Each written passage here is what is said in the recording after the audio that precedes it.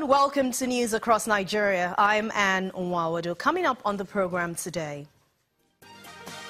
UN facilitates $5 million for victims of herdsmen attacks in Benue State.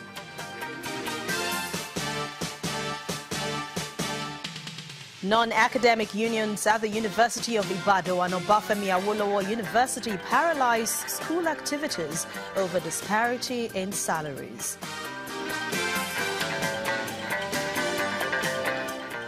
And a huge inferno destroys a section of the Wiyat market in Cross River State.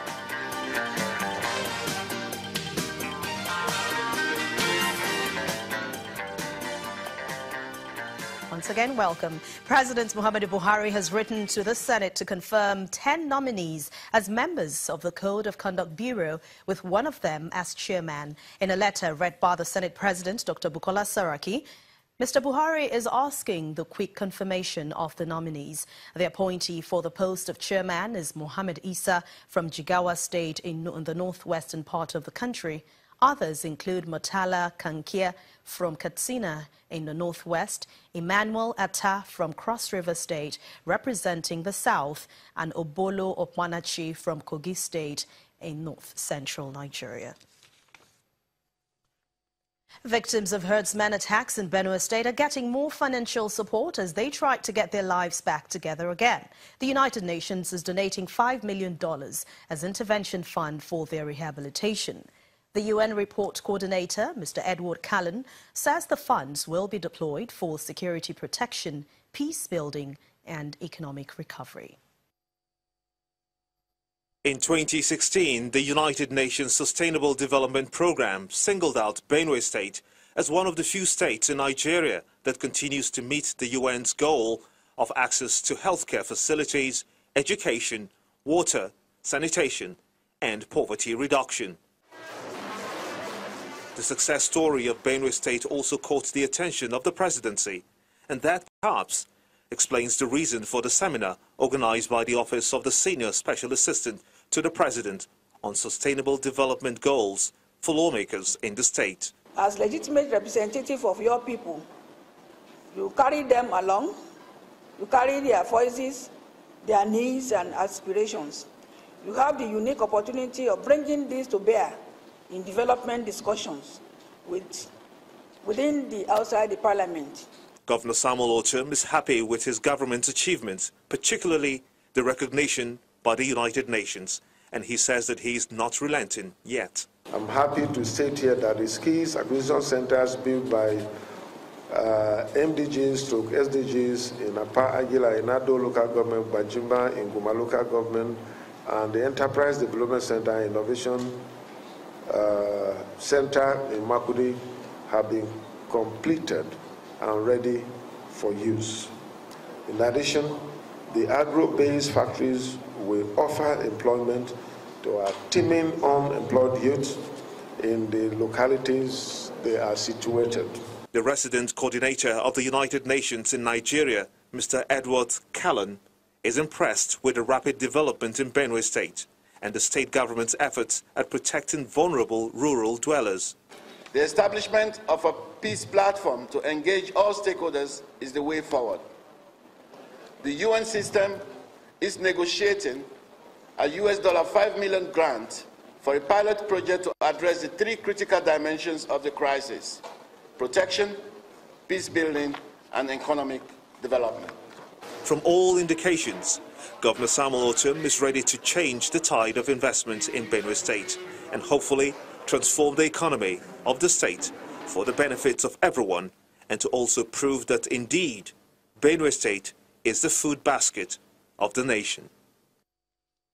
And let's talk about education now. Non-academic staff union of universities of Ibadan in Oyo State and the Obafemi Awolowo University Ileife in Osun State stopped academic activities in their schools today. The protesting workers are displeased with the disparity in the treatment of academic and non-academic staff by the federal government.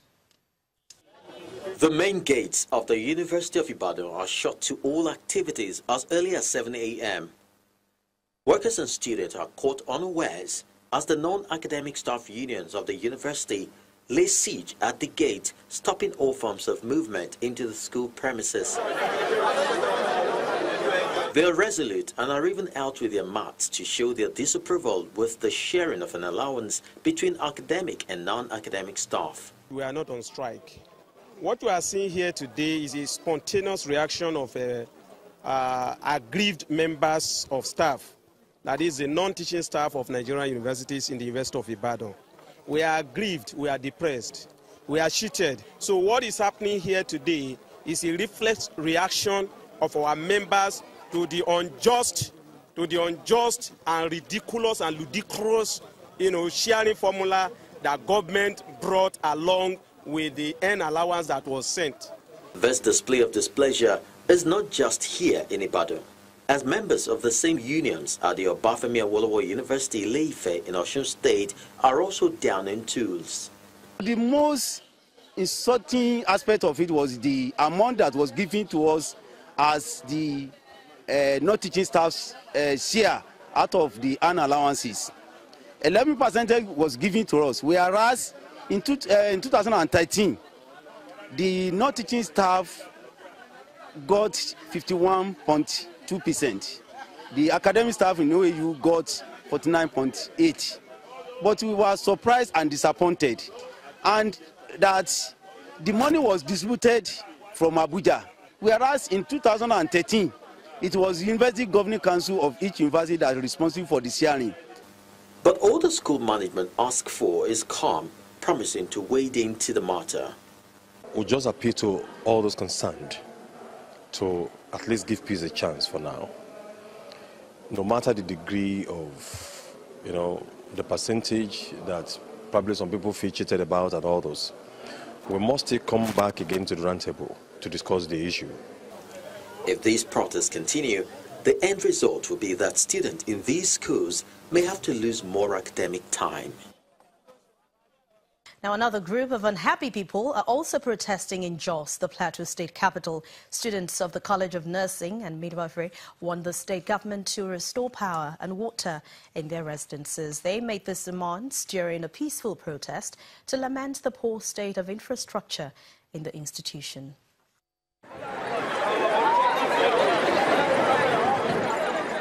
Women scaling hurdles this high is not a common sight, but not this particular woman who had to leave the premises of the Jos University Teaching Hospital in Jos, the Plateau state capital, where angry students have blocked entry to the facility, protesting against what they call lack of basic amenities in their school.